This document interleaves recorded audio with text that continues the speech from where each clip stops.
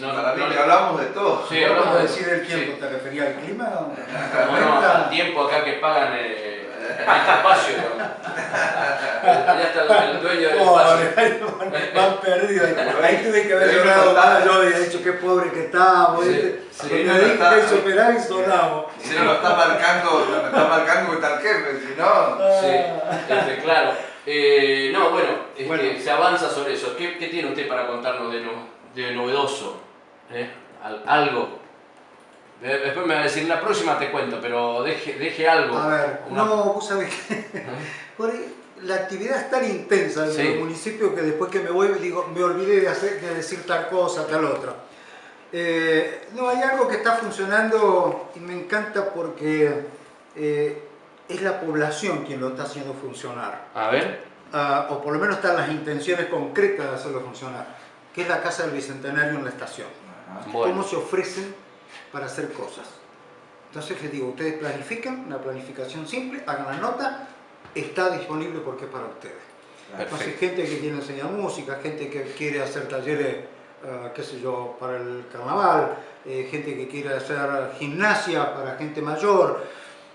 Otro de los problemas es que a veces hacemos acá, donde estamos acá, más abajo, y el tema de que la periferia a veces para llegar hasta el centro cuesta un poco. Cuesta un poco porque está sacando a la persona desde su ambiente.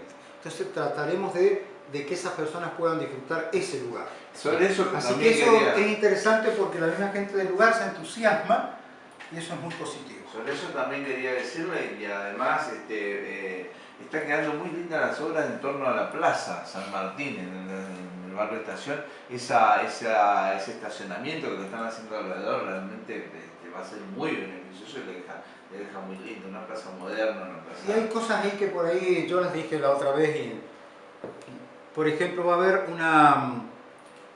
un lugar especial, porque ahí cuando llega el día de Santa Catalina, por ejemplo, se colocan puestos de venta.